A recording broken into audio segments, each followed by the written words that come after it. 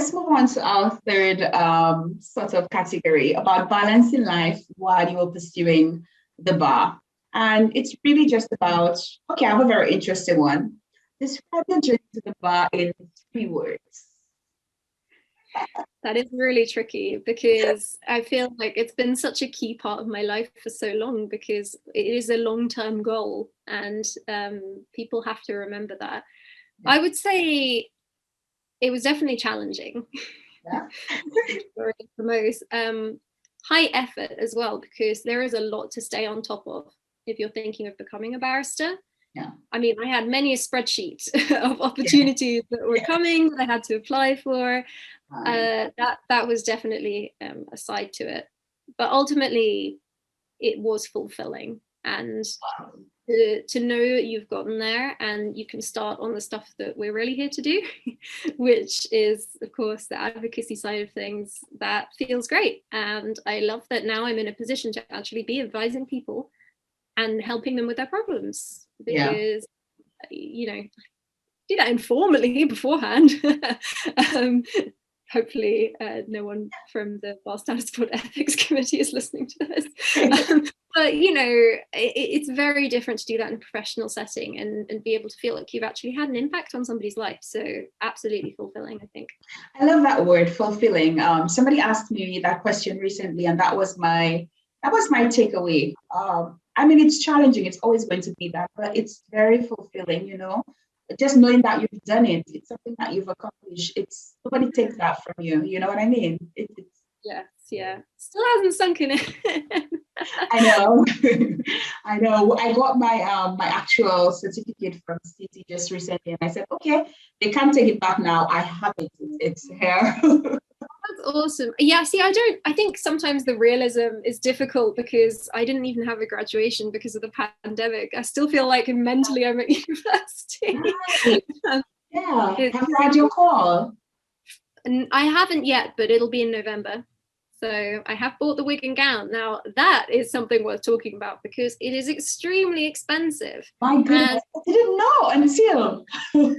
It's crazy. You can rent it, but if you know you're going to use it, you're going to have to pay that at some point. Yeah. I mean, the plus side is, for all those listening, it's tax deductible. Wigs and gowns. Because they, as far as I understand it, because they can only really be worn for court purposes, you can offset them against tax. It's different with sort of other court wear like suits and things like that. Those are multi-purpose, so I think different tax rules apply.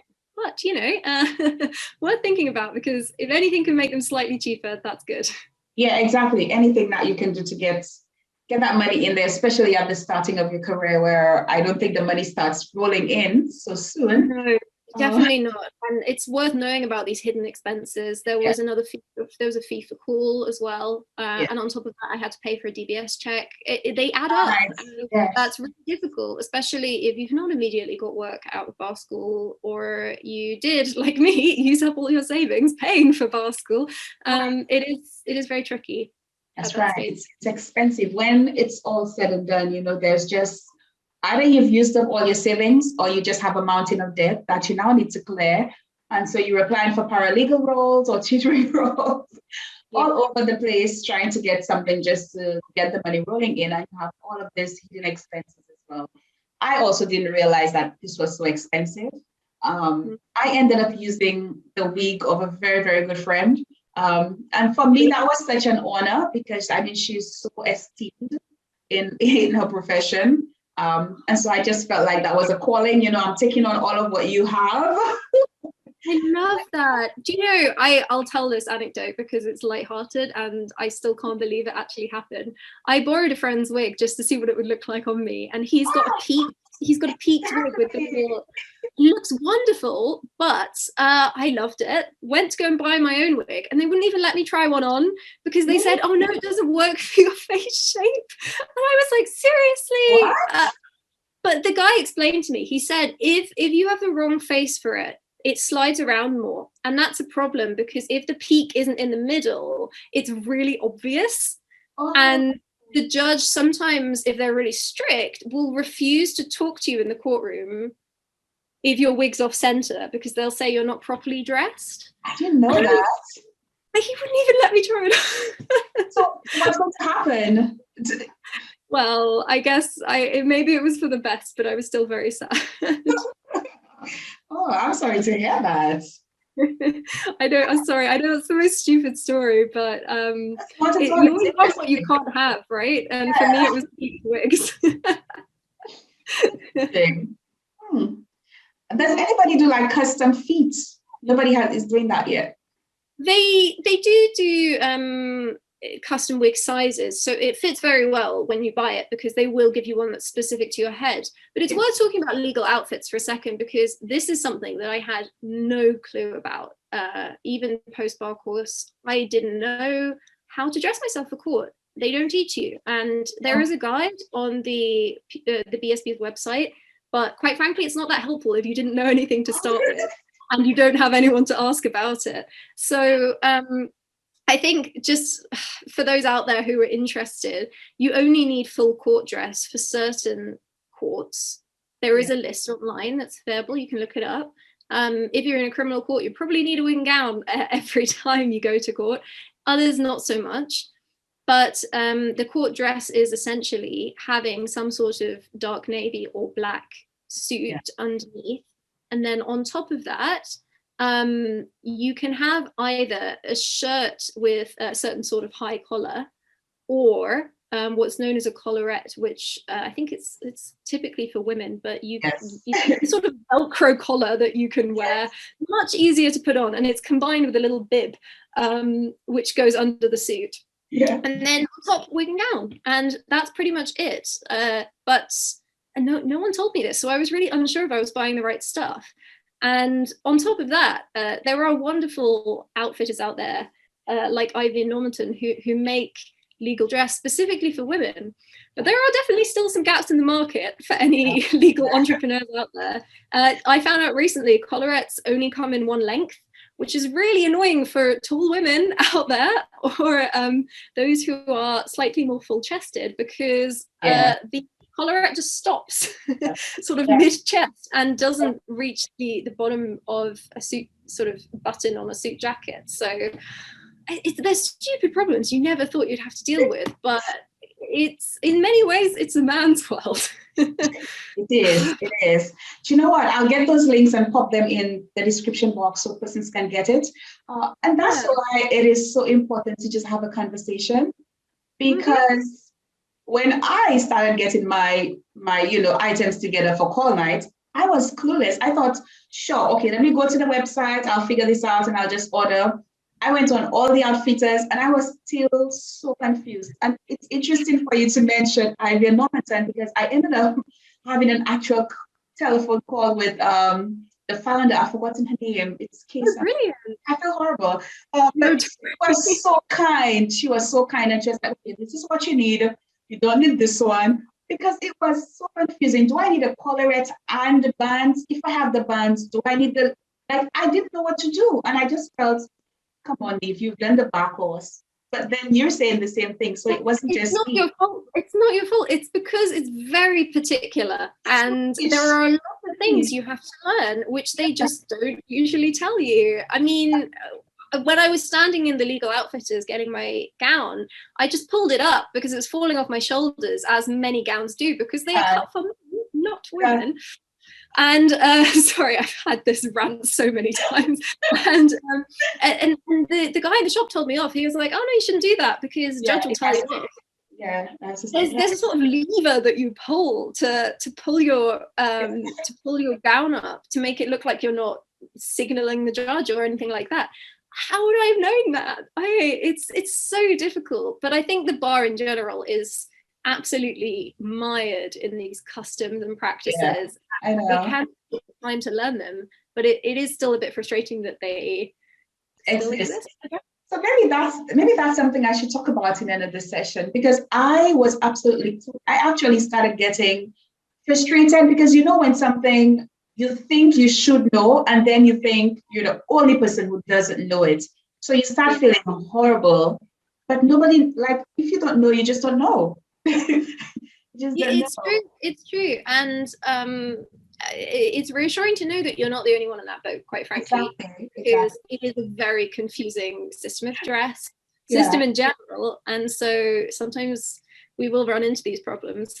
Exactly. But I definitely recommend Ivy and Normanton. I didn't end up getting my items from them because I waited too late. But I mean, they were so helpful, and I just love that they're making more inclusive wear for so many other places out there. Absolutely. They've got an awesome range of stuff, and hopefully they will take my suggestion and start making long collar hats. I had to pin mine down, almost pin it down, and then put my dress up. Yes, they said to me, just pin it, but I mean, why should you have to? It's not. Anyway, this is a rant for another time. One day I will start my own legal outfit.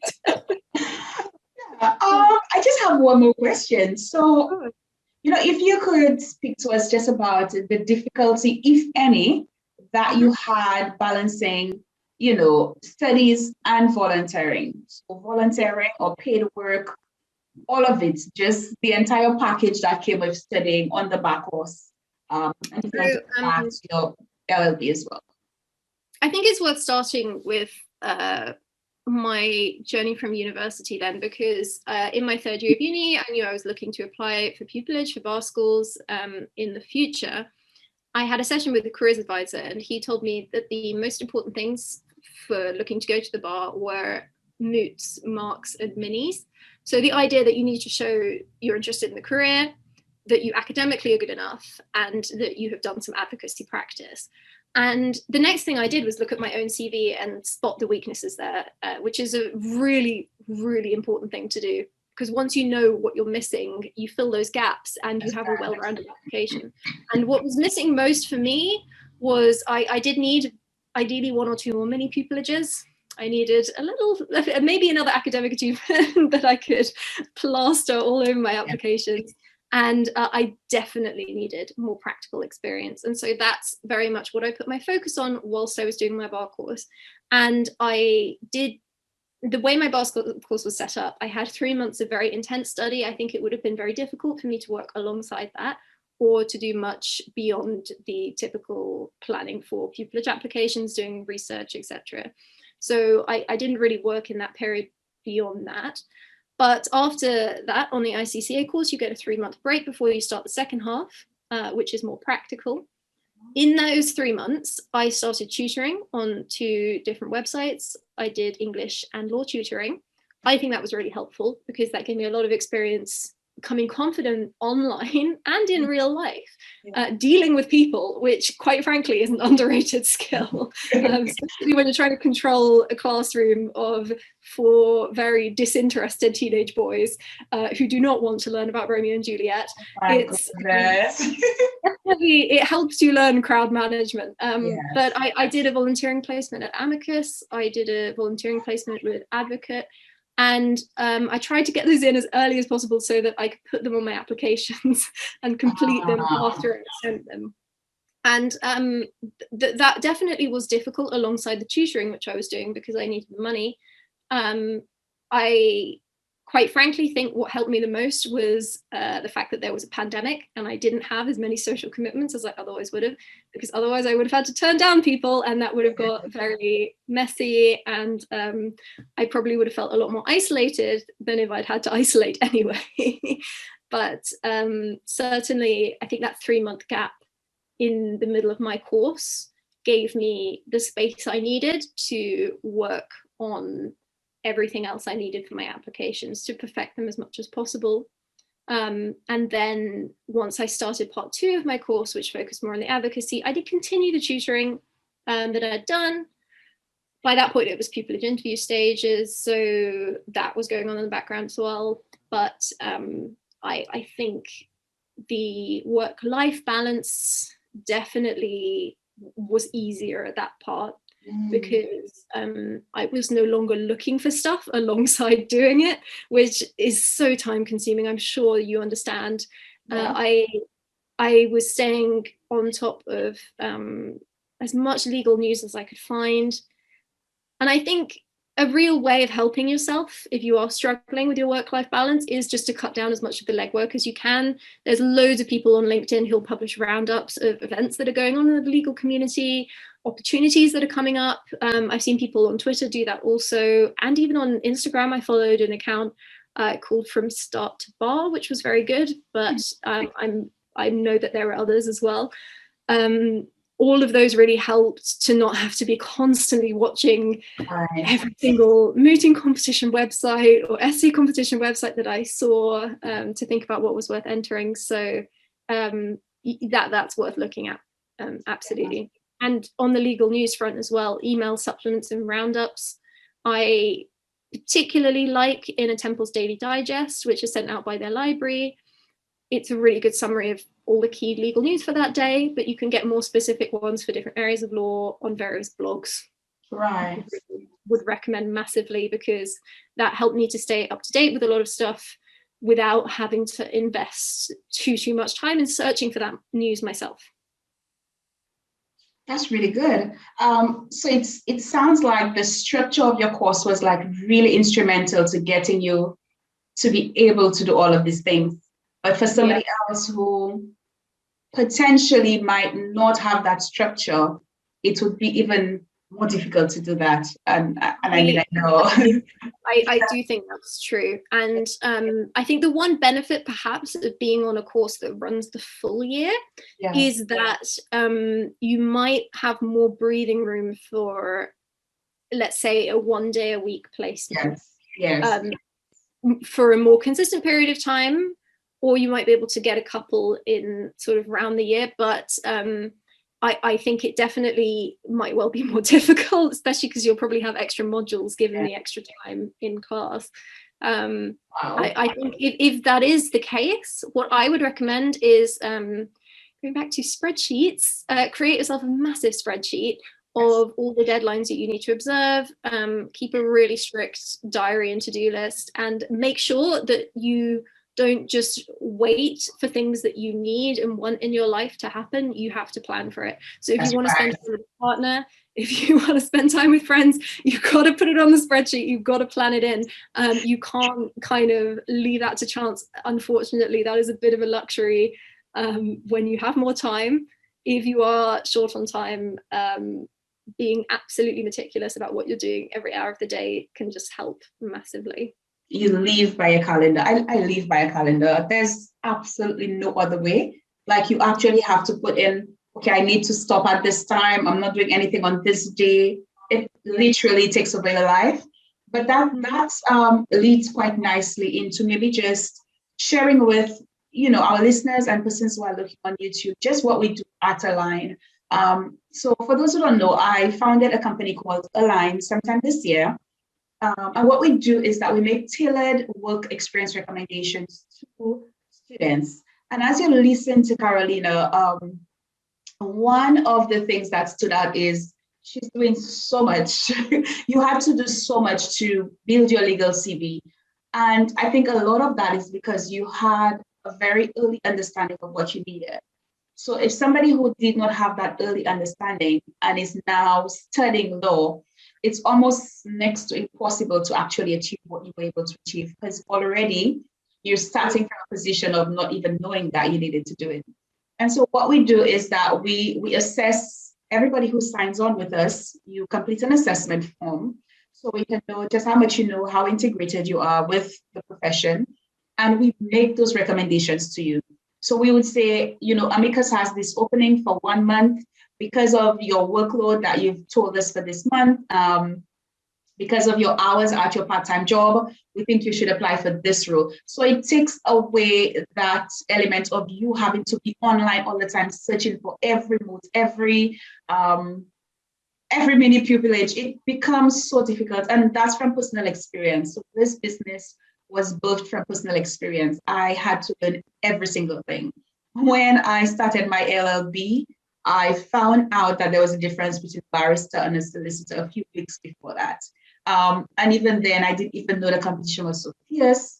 The career service was not that helpful in, telling you everything that you need to do. Like you said, they gave you very detailed marks, modes, mini pupillage. That alone would have been very helpful. They were a very good career service. Yeah, we didn't have all of that. And so this is what we want to do. We really want persons to have a competitive edge. So you can make an informed decision. Because I've spoken to so many persons who went down other routes, and that's not to diminish the value of other routes, but it's just that their decision was not informed. Their decision was based on they absolutely did not know what to do. And so you could check us out at alignthebar.co. You could subscribe to get access to our newsletter, our podcast, and as you see what we do, you could decide to sign up with us. And we just really want to help students out there, persons who especially are from the underrepresented groups, who just have no idea. They don't know barrister, they've never met anybody in the legal profession, and you have no idea that you need to do any of the things that Karolina just said. So we want to help you make those decisions. So we make recommendations, we help you with your applications, we provide feedback. We have an advisory board of consultants, barristers, lecturers, and friends, some persons like Karolina, who we call friends. So we can always call on if we need some help. So do check us out. The link will be in the description box, so I'll probably put it somewhere up there or down there in the video. Yeah, so we're almost done. And we just want to ask Karolina a little bit about what she does now and her last piece of advice for us. So what is it that you do now, if you want to share, and any piece of advice that you have for those students? So at the moment, I'm working as a design assistant for the ICCA bar course. So they were looking for an ex-student who would help them to update the course for the next cohort. And it's great. All the tutors were so lovely. I was very happy to work with them. And I thought it would be a good way to keep all my knowledge of the civil procedurals, Blackstones, etc. up to date. So I mean, it also gave me some space to do a bit of tribunal work on the side. I'm training with the FRU at the moment. Lucky. Yes, definitely lucky. I will go out there and say, if you're looking for practical legal experience, things like the FRU are absolutely great opportunities. And personally, it's very competitive. The places go very quickly. I used a Google Chrome refresher browser extension to get my places this year after 3 years of trying without success. So it really is oversubscribed. But there are alternatives. It's worth looking into if you're interested in criminal law. I said I worked for Amicus before. They do UK-based volunteering placements as well as American ones where you get to do actual casework. You can try the criminal, I think there's a criminal appeals program in the UK where you can help. I think CRC, I think. Yes, yeah, that sounds about right. I mean, those are just two examples. There's other organizations I've known friends work for, Flat Justice, doing land and property related problems. Citizens Advice, Advocate, all of these involve working with people, and Justice as well. I think they offer a volunteering scheme. There's so much out there, and you're right, collating those opportunities is so difficult, and I'm sure you do a wonderful job at that. But even if you miss out on one of these opportunities, that's not to say that there aren't many more out there for you. It really just is a case of a sort of question of perseverance. So with that, I think I would say the best advice I could give to people who are looking to both get into the profession and succeed in it is probably to know what your strengths and weaknesses are. Because once you know what your USP is, what makes you stand out, then you can push that. For me, it was the fact that in my background, I have done a lot of volunteering with people from all sorts of different backgrounds. And I think as a lawyer, that shows that I have empathy and I'm willing to work with lots of people, difficult people, people who are vulnerable or in difficult situations. And for areas like, for example, personal injury, employment, family law, where people are going to be in court and it's going to be the worst day of their lives, that's really important, being able to manage people in those situations. So I knew that strength, I made the most of it, but I also knew my weaknesses. And I knew that, for example, when I was applying for scholarships, my academic record at that point wasn't great. So I had to pull it up in my third year, but knowing that gives you the power to try and figure out how you're going to work on it, and explain it away if you need to. So I would also say it's really worth understanding your intended area of practice. You don't have to have a strict idea when you're just starting out. I didn't know what I wanted to do until my third year of uni. And once you have an idea, try and get a sense overall of the kind of person they need in that area. So I just gave that example of what people might look for in a family lawyer or someone in a similar discipline. In commercial law, they'll be looking for a really different type of person. Yes. And quite frankly, I think it's a more academic one than me. So, you know, it's useful to know your audience and what they're looking for, and then you can tailor yourself more towards that. Yes, yes, definitely. And I think, thank you so much. I think I would really encourage persons to have a conversation. I just speak to people, because it's interesting that you just said you've applied to FRU for 3 years. I personally think that when I look at the FRU assessment, I see the question is like, okay, a dog is blue. And the question is like, what is the moon? I have struggled to get to voluntary FRU. And I've tried for a few years as well. And sometimes I've missed the spaces, but sometimes I've just really struggled to get it. And I've tried before. And I'm contemplating whether I should, but just knowing that you now are getting on your third try, I think I might just go for it again. It's definitely worth it. And I think I haven't taken the test yet, so I'm not 100% sure of the type of question that they have. Okay. As far as I understand, it's a statutory interpretation based sort of question. Yeah. But I think even something like that, they offer up the volunteering position to people who are at university. But that kind of question is something that you can really work on once you get to the bar course stage. Yeah. And many parts of the process are geared towards people who have completed the bar course. Yes. In pupillage interviews, ethics questions was something that I knew I would struggle with, because I hadn't learned any sort of pupillage ethics until after I'd done the interviews. So I had to go away and find resources for that elsewhere. And I found my IN quite useful on that front. They ran a lot of ethics-based qualifying sessions. So, you know, it really is about understanding where your weaknesses might be. So not knowing any ethics was definitely one of mine. And then working on those in advance of when I needed that knowledge. Wow. Well, good luck with the questions. Apparently, there's this entire community online just speaking about the testing. It's not even difficult. It's just very, I don't know, something about it. I've struggled with it. You're the first person I've heard that from. So I think perhaps it is something about the style of question. Maybe it trips people up. I mean, hopefully it'll be okay, but we'll see.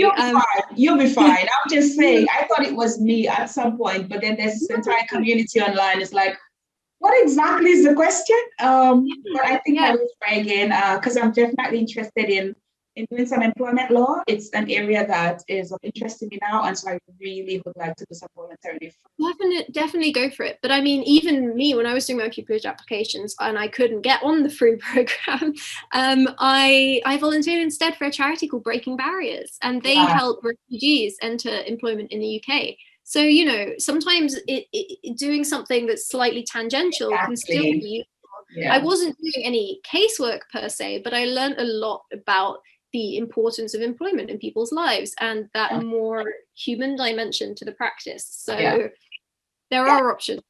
And, you know, I think that one important thing is to make any application as personal as possible. It's very hard to put yourself out there and be vulnerable and be honest, but honesty really comes across in applications. And if you are very frank about your own life, that can be a real benefit. They want to see a real person. And I've put out messages offering help before on platforms like LinkedIn if people want to ask about applications and things like that. And one woman got in contact with me. I'm not going to identify her beyond this. But we were talking about a question on an application form along the lines of, you know, what are your interests? What do you like? And I was trying to say to her, it doesn't just have to be legal. They Yes. do want to see the humans of you, even if it's just a line or two. They want to know what you're about. And I'm so glad I said that to her, because it turns out she runs a wonderful baking company and was just not going to mention it otherwise. And that shows so many skills. Yes, she was brilliant. And I was like, oh, that's great. If I read that on a form, I'd be intrigued. So, Yes. you know, you do really have to be honest and show that bit of personality, because that will set you apart. They'll remember you for something like that. Yeah, definitely. I just had a podcast released a few weeks ago. I will put the link somewhere here again or down there somewhere on the screen. And I shared some of my actual answers from when I applied for my Gracie Scholarship, because I think sometimes, you know, assistance can sort of be glossed over or with the assumption that persons know what to do. So I put my actual answers on there. So I'll link it somewhere on the screen or in the description box so persons can go and have a look at it. I was very transparent because persons need help. And sometimes you need that human to human, you know, contact, not just a glossed over sort of assistance, but something that's very real.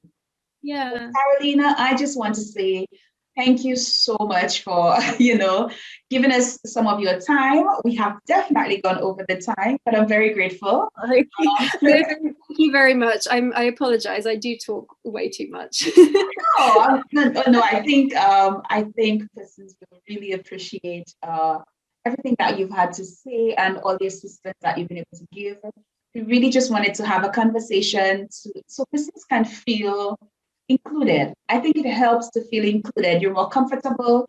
You're more able to articulate and advocate what it is that you want or you want to be a part of the profession. And I think you're wonderful in helping us achieve that tonight. So thank you so much. Well, thank you very much. And if anyone has any questions about anything I've said, you're more than welcome to contact me. Hopefully you'll be able to find me on LinkedIn because my name is a bit unusual. So yes, I'll put your name on the screen where it's showing there. So it should be it should be available. My throat has not been too bad tonight. I apologize for the cough, everyone. Recovering from a cold. But thank you so much. Congratulations on securing Pupillage this round. I will be applying for the first real time this time. And so you've not only helped my listeners, but you've also helped me tonight. Really, really grateful. So, good luck with the applications, and I have a lot of hope for everyone applying in the next cycle, because I have a feeling post-pandemic, hopefully Chambers will be recruiting in slightly larger numbers. Yeah, something definitely has to give, because I mean the disparity between applications and persons securing Pupillage is just so wide right now. So we need some more numbers to come up there. You have so many brilliant minds, persons completing the course, completing the required stages and unable to work in the field that they want to work. So good luck, everyone. Remember, you can contact me by leaving a comment down below, or you can find us on info@alignthebar.co.